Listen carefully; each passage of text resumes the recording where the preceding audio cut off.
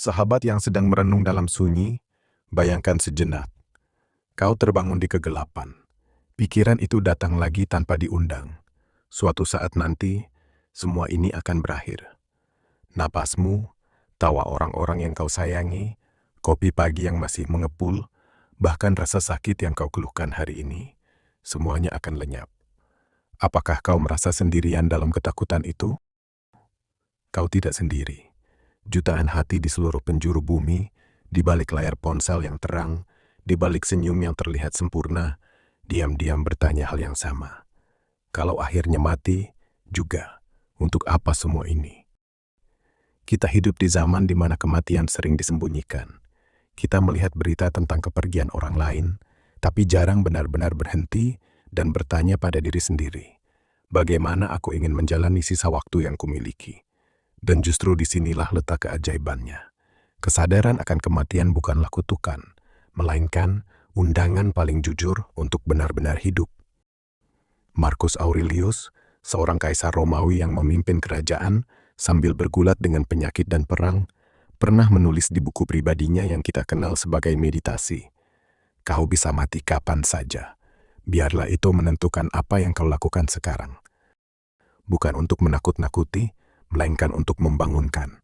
Ia mengingatkan bahwa waktu bukanlah garis lurus yang tak terbatas, melainkan sebutir pasir yang terus jatuh dari genggaman kita. Bayangkan seseorang yang setiap hari bangun, membuka laptop, bekerja keras demi sesuatu yang mungkin datang nanti. Promosi, rumah yang lebih besar, liburan yang selalu ditunda. Ia sering marah ketika hal-hal kecil tidak berjalan lancar, kesal pada orang lain, dan merasa hidupnya belum benar-benar dimulai. Lalu suatu ketika datang kabar yang mengubah segalanya. Tiba-tiba, semua yang dikejarnya terasa hampa. Yang dirindukannya bukan lagi pencapaian besar, melainkan pagi-pagi biasa, bersama orang-orang tercinta, obrolan kecil dengan sahabat, dan keberanian untuk mengungkapkan perasaan tanpa menunggu momen yang sempurna. Kesadaran akan akhir justru mengajarkannya cara hidup yang sesungguhnya. Begitulah paradoksnya, sahabat.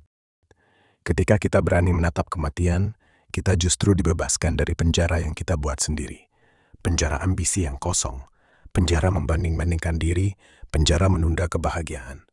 Stoikisme mengajarkan kita untuk fokus pada apa yang benar-benar bisa kita kendalikan. Sikap kita di saat ini, kebaikan yang bisa kita berikan sekarang, keberanian untuk menjadi manusia yang lebih utuh di setiap detik yang kita miliki. Jadi tariklah napas dalam-dalam sekarang. Rasakan udara masuk ke paru-parumu. Ini adalah momen yang tidak akan kembali dalam bentuk yang sama. Mungkin kita masih diberi kesempatan untuk melanjutkan. Mungkin tidak. Tapi di saat ini, kita punya pilihan.